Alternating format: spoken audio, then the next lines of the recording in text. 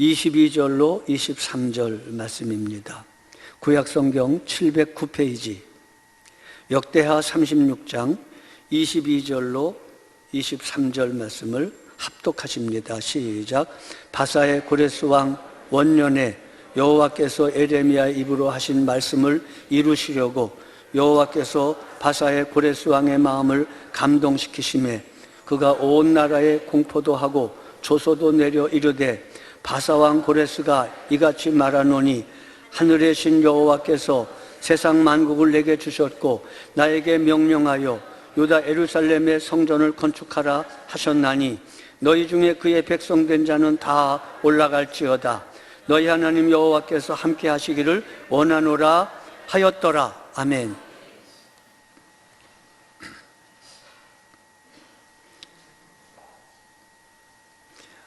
열왕기가 끝난 후에 약 100년 정도 지나서 바벨론의 시대가 지나가고 메대 바사의 통치 시대, 그리고 그때가 바로 에스라와 느헤미야와 에스더의 시대입니다. 그때의 그 시대를 배경으로 하여 하나님의 사람 에스라가 남한국 유다의 역사를 중심으로 기록한 책이 역대상하입니다. 역대상하에 에스라가 기록했다는 내부적 증거는 없습니다.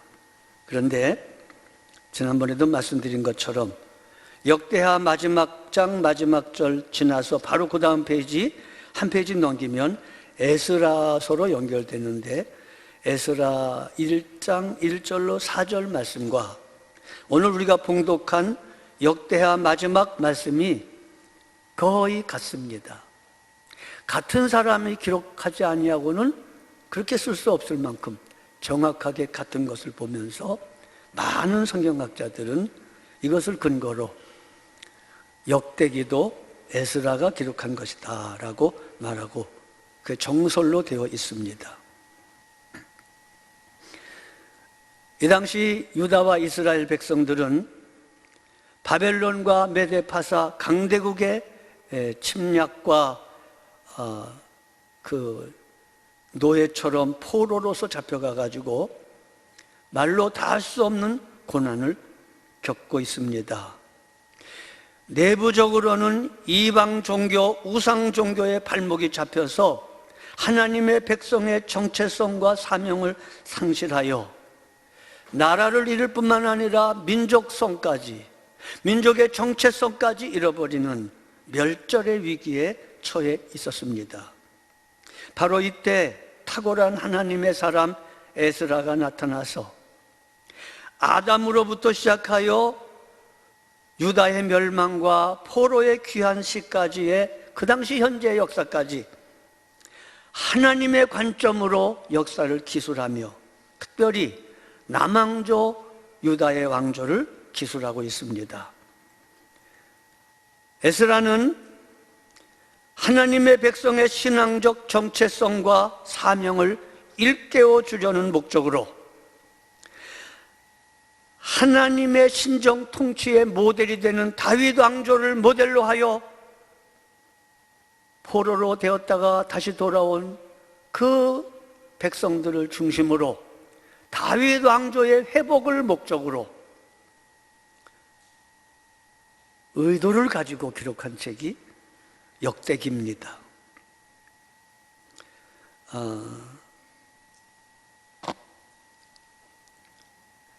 그 에스라는 웅대한 꿈을 꿉니다. 하나님의 백성의 역사를 쫙 쓰고 싶어서 아담으로 올라갑니다. 아담에서부터 역사를 쓰겠다는 겁니다. 근데 아담이 언제적 사람입니까? 그 무슨 증거가 있습니까? 고증이 있습니까? 그러다 보니까 제 생각에는 역사를 쓰려고 그랬는데 어쩔 수 없이 족보를 쓰게 된 것 같습니다. 그래서 아담으로부터 시작해서 다윗 왕조까지 이르는 그 길고 긴 내용을 상당한 부분을 족보로 사람들의 이름을 적어냅니다. 그리고 사울 왕을 지나 다윗에게 이르러서 그렇게 빨리 전개되었던, 족보로 되었던 역사가 다윗에게 이르러서 명실공히 역사가 됩니다. 아담에서부터 다윗까지는 광속도로 빨리 갑니다. 역사가의 마음이죠. 막 진행하다가 다윗에 와가지고는 시간이 스톱된 것 같이 역대상 12장부터 한참 동안 다윗의 이야기로부터 역사가 전개됩니다. 이것은 에스라가 다윗 왕조를 모델로 하는 신정국가를 건설하는 목적을 갖고 있음을 보여줍니다.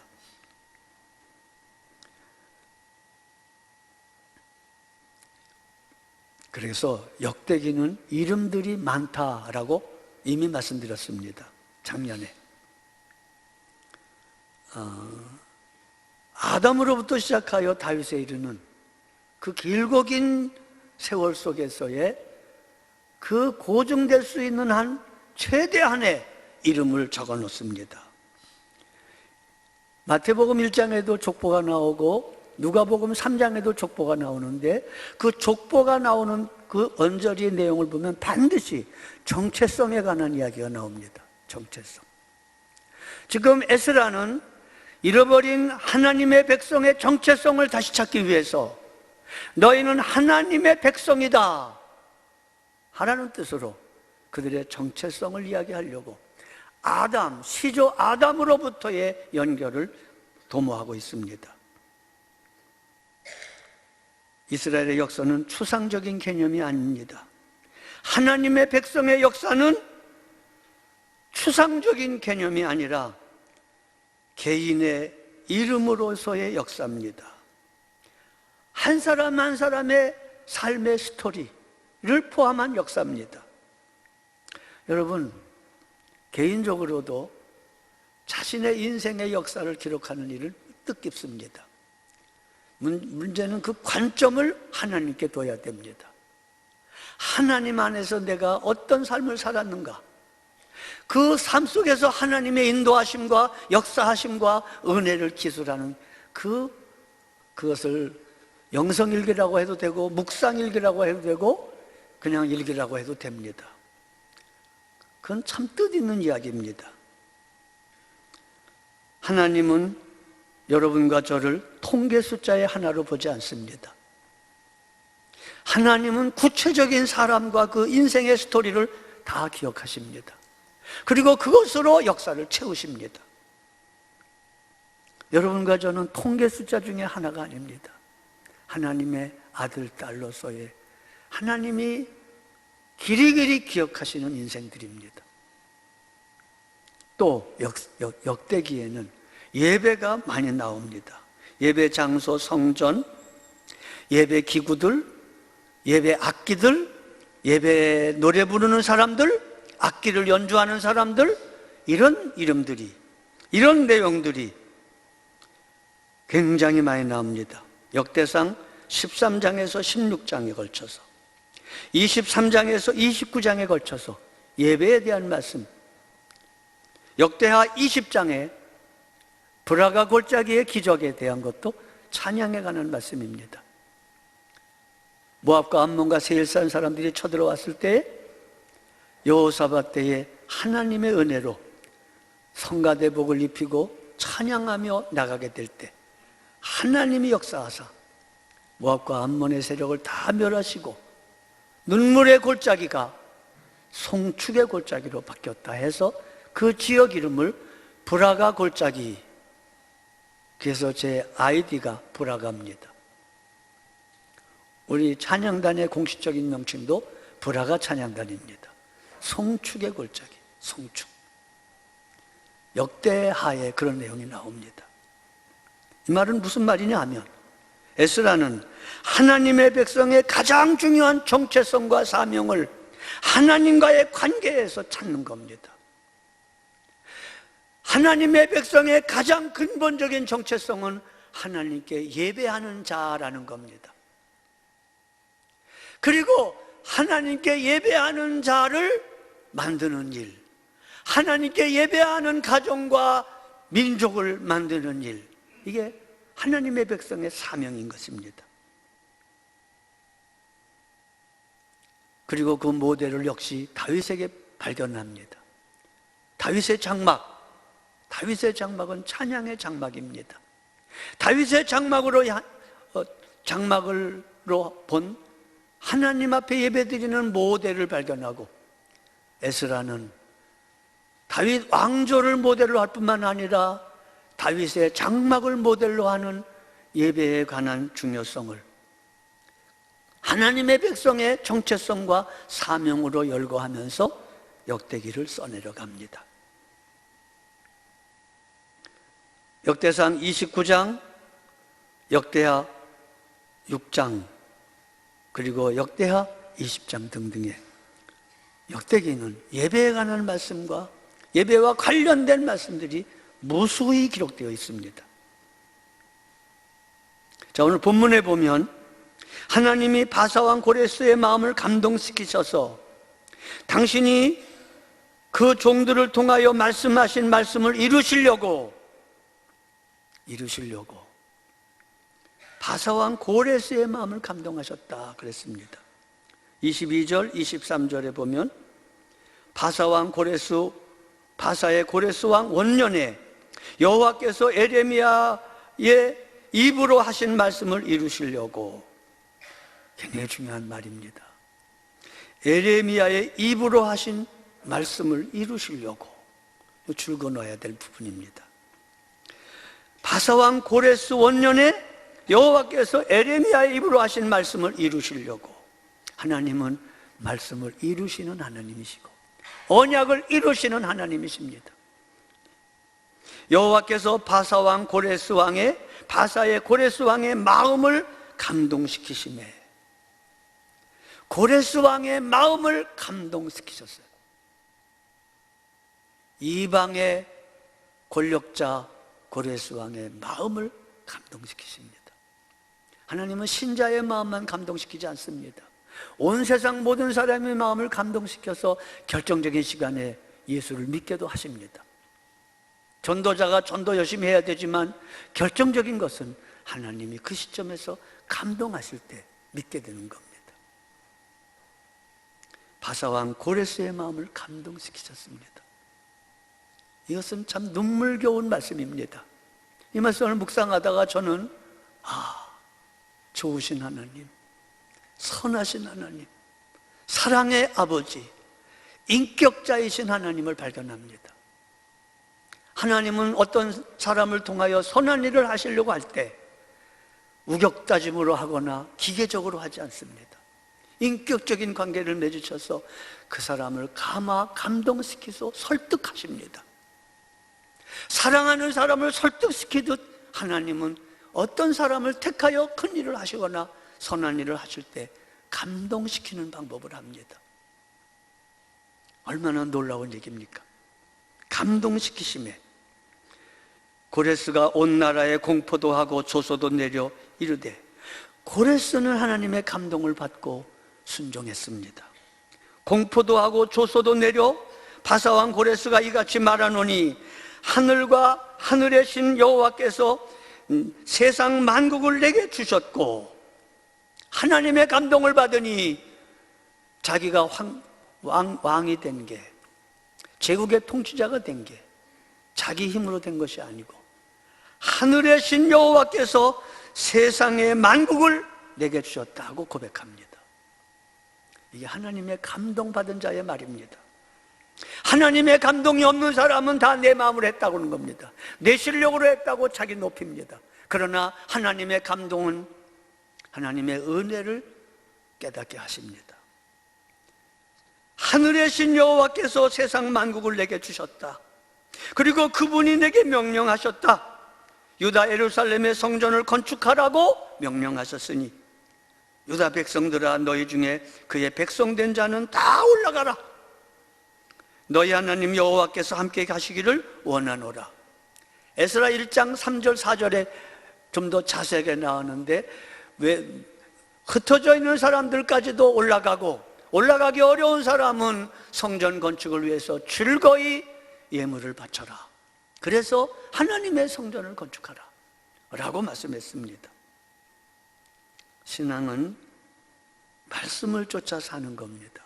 제가 존경하는 부산 서북교회 배경희 목사님이 아주 전용어가 계십니다.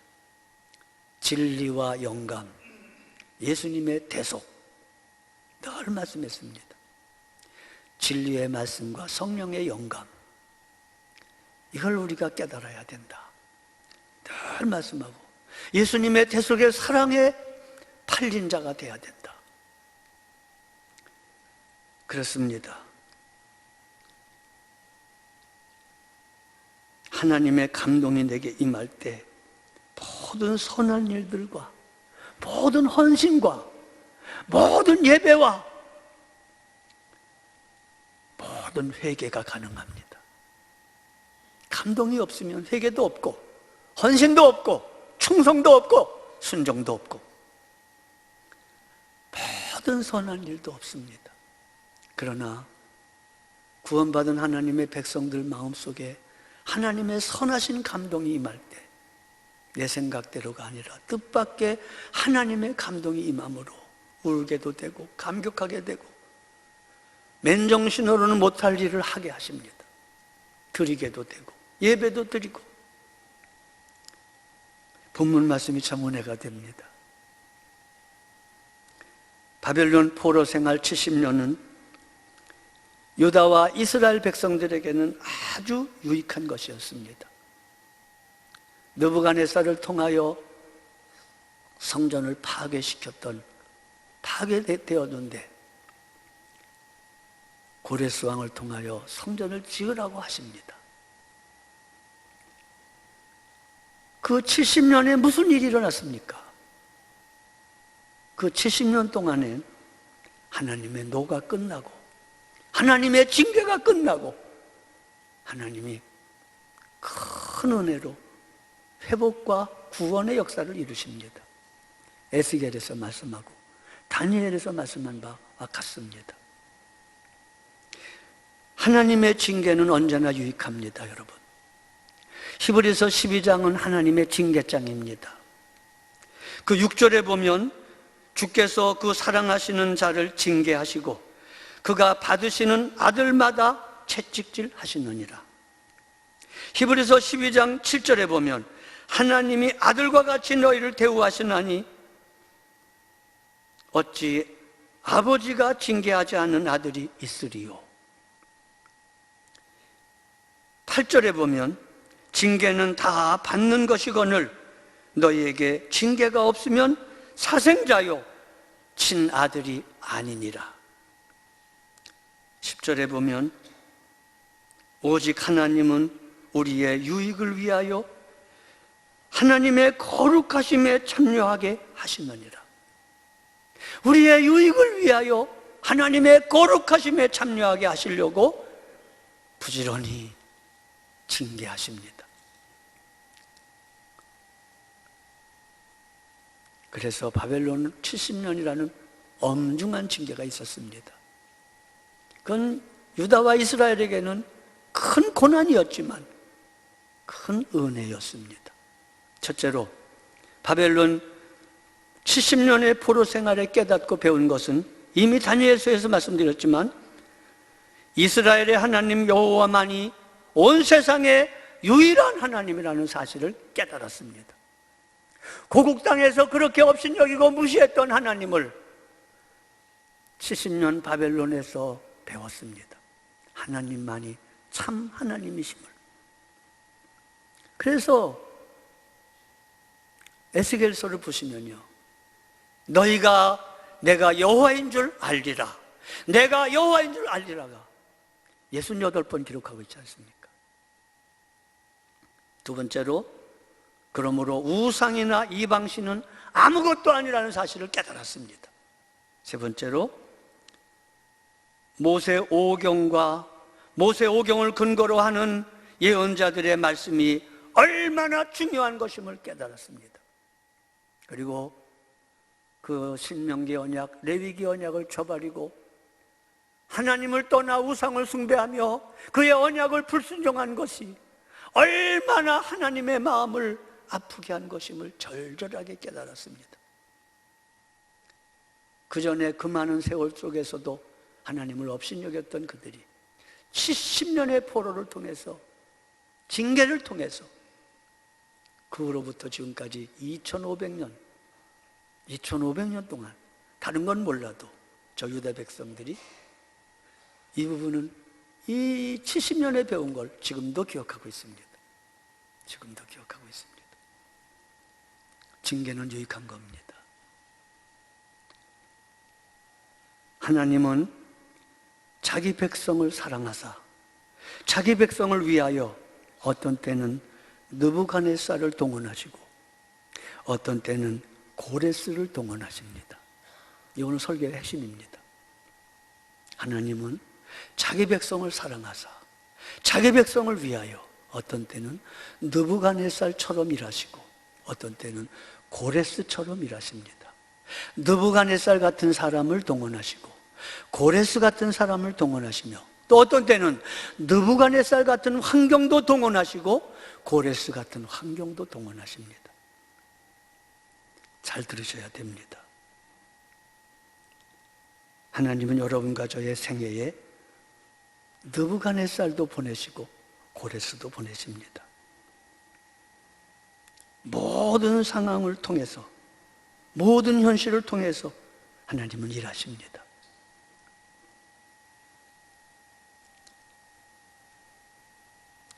그러므로 하나님을 사랑하는 자에게는 버릴 사람이 없고 버릴 환경이 없습니다. 예. 젊은 날에 폐결력이 제게 왔는데 저는 그게 조준 줄로 생각했었습니다. 아니었습니다. 하나님의 선물이었습니다. 제가 92년경에 목회적인 어려움을 만났습니다. 여러분 중에 아는 분이 있습니다. 큰 위기를 만났었습니다. 제 마음을 찢듯이 아프게 했던 사람들, 후배들이 있었습니다. 그에 대한 중어심이 제게 오래 있었습니다. 근데 어느 날 이 진리를 깨닫게 하셨습니다. 그 사람도 나를 위해 하나님이 주셨구나. 사랑하는 여러분, 하나님을 사랑하는 자, 곧 그 뜻대로 부르심을 입은 자들에게는 모든 일이 합력하여 선을 이루느니라는 로마서 8장 28절의 말씀은 오늘도 살아있는 말씀입니다. 제가 여러 해 전에 설교했습니다. 수수께끼를 푸는 은혜. 또 한 번 설교했습니다. 먹는 자에게서 먹는 것이 나오고 강한 자에게서 단 것이 나온다. 굉장히 설교 제목이 길었습니다. 그거는 사사기 14장의 삼손의 이야기였습니다. 하나님의 말씀을 따라 순종하여 블레셋으로 가고 있는 삼손에게 딥나 포도원에 이르렀을 때에 젊은 사자가 덤벼들었습니다. 제가 모르긴 몰라도 이 젊은 사자는 그전에도 많은 사람을 잡아먹었던 사자일 것입니다.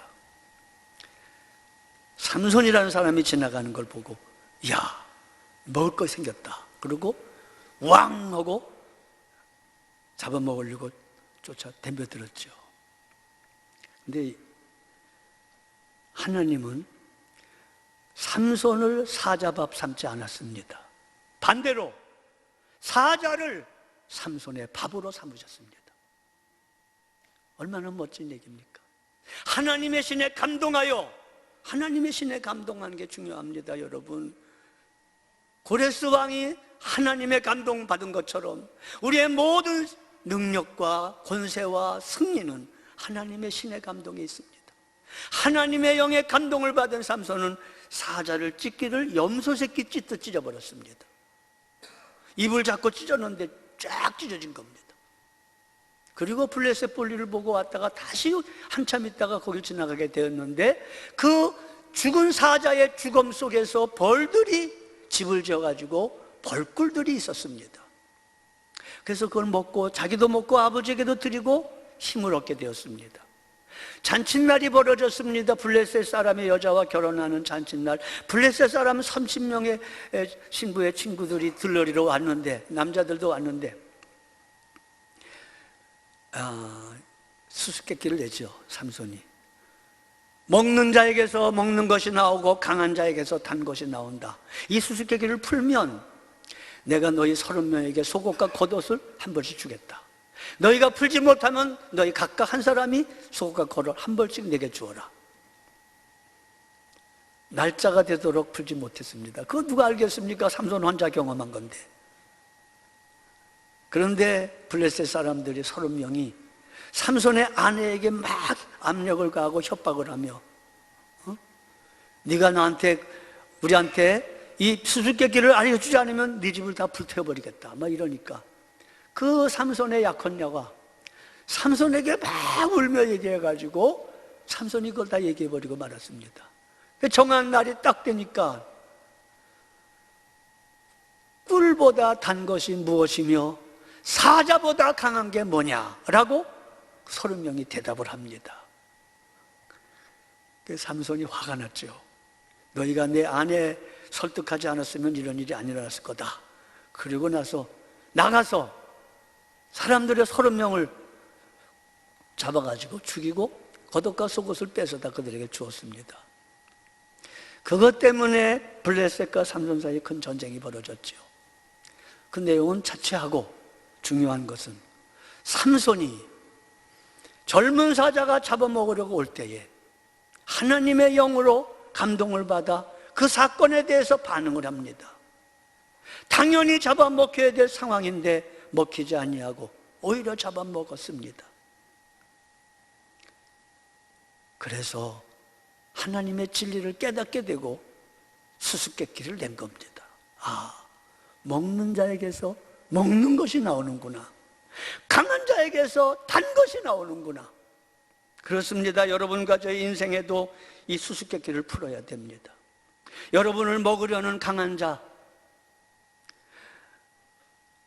여러분을 삼키려는 강한 자, 여러분과 저의 대적들이 있습니다. 그러나 그것을 잘 감당하면 거기서 먹을 게 나오고 양식이 나오고 단 것이 나옵니다. 이건 삼손만이 그렇지 않습니다. 요셉을 생각해 보세요. 요셉은 형들에게 배반당해가지고, 여러분이 요셉이라고 한번 생각해 보세요. 젊은 날에 철없는 요셉이 자랑 좀 했다고 죽여야 되겠습니까? 그걸 죽이자고 말자니 하다가 애굽으로 노예로 팝니다. 보디발의 집에서 충성을 다했건만 보디발의 아내의 누명을 뒤집어 써서 감옥에 들어가서 여러 해 잊혀진 존재로 살게 됩니다. 형들이 얼마나 미웠겠습니까? 총리가 되고 난 다음에 여러 해 후에 형들이 와가지고 자기 앞에 넙죽절을 합니다. 여러분, 저는 그때 설교할 때 이렇게 말했습니다. 요셉의 얼굴이 일그러지고 마음의 상처로 말미암아 흉악한 얼굴이 되고 증오심이 불타는 모습이었다 하더라도 우리는 요셉을 비난할 수 없습니다. 그 요셉의 상처, 요셉의 아픔, 그러나 요셉은 하나님의 신의 감동을 받아 형들 앞에서 형들이여, 당신들이 나를 이곳에 팔았다고 두려워하지 마소서. 당신들이 아니라 하나님이십니다. 저는 그 본문을 읽을 때 울었습니다. 다윗도 마찬가지입니다.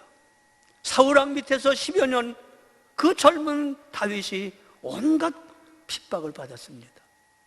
그러나 그것이 바로 사자들이었습니다. 사울이라고 하는 사자, 형들이라고 하는 사자를 통하여 다윗을 유익하게 만들었고 요셉을 유익하게 만들었습니다. 이것은 다윗과 요셉의 이야기만이 아니라 오늘 저와 여러분에게 일어나는 이야기들입니다. 하나님은 지금 여러분과 저에게 있으라고 하는 자리에서 때로는 좋은 사람, 때로는 좋지 않은 사람을 교차해서 허락하십니다. 때로는 좋은 환경, 때로는 좋지 않은 환경을 교차해서 허락하심으로 여러분과 저에게 먹을 걸 주시고 여러분과 저에게 단 것을 주십니다. 여러분과 저를 다듬어 가시고 쓸 것을 채우십니다. 하나님은 자기 백성을 결코 버리지 않습니다. 우리가 하나님 따라 제대로 살면 세상이 핍박합니다.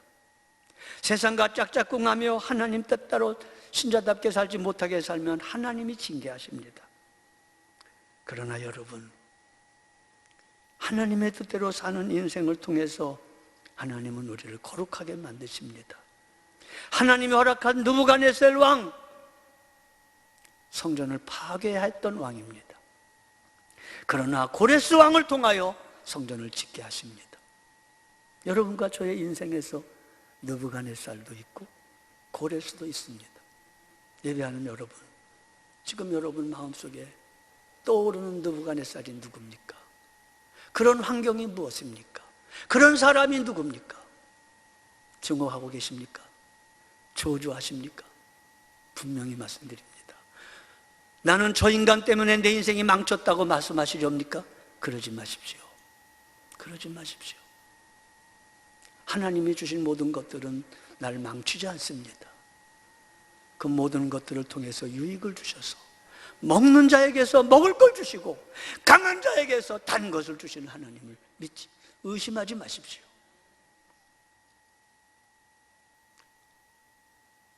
통일 찬송가 16장에 찰스 웨슬레 목사님의 찬송가가 있습니다. 새 찬송가에서 가사를 바꿔가지고 한 번도 부를 수 없겠습니다. 근데 통일 찬송가 16장에는 3절에 이렇게 되어 있습니다. 날 거룩하게 하시려 주 작정하신 뜻, 그 누가 반대하리요 꼭 이루시리라. 놀라운 말씀입니다. 날 거룩하게 하시려고 주 작정하신 뜻, 때로는 좋은 환경, 때로는 나쁜 환경, 때로는 느부갓네살, 때로는 고레스 같은 사람을 통해서 날 거룩하게 하시려고 작정하십니다. 요셉의 승리는 총리 대신이 아닙니다, 여러분. 인생에서 그렇게 어려운 게 용서하는 겁니다. 용서하는 겁니다. 용서받은 감격으로 하나님의 영에 감격이 없으면 용서할 수 없습니다. 하나님은 자기 백성을 버리지 않으십니다. 예수님은 교회의 머리가 되셔서 그것을 증명하십니다. 끊을래야 끊을 수 없는 관계가 머리와 몸과의 관계입니다. 하나님은 예수 안에서 여러분과 저를 버릴 수 없으십니다. 이것이 바로 역대기의 결론이고 이것이 바로 에스라의 메시지입니다. 여러분과 저의 삶은 늘 하나님과 관련이 되어 있습니다. 하나님과 관련이 없는 삶은 없습니다. 신자의 모든 삶을 생각하는 것까지도 하나님과 관련이 되어 있습니다.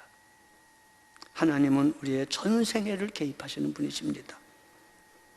아브라함과 이삭과 야곱의 하나님은 자기 백성을 애굽 땅 종되었던 집에서 건져내신 하나님이요, 신약에 와서 우리가 아직 죄인 되었을 때 그리스도께서 우리를 위하여 죽으심으로 우리에 대한 자신의 사랑을 확증하신 아버지입니다.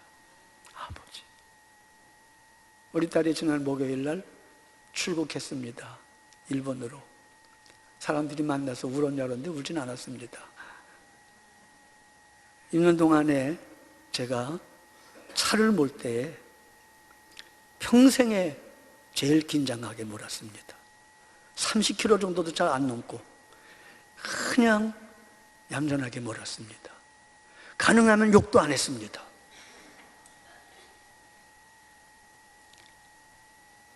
딸이 둘째 딸한테 전화했대요. 둘째 딸이 일러 바치는 말이 이런 말입니다.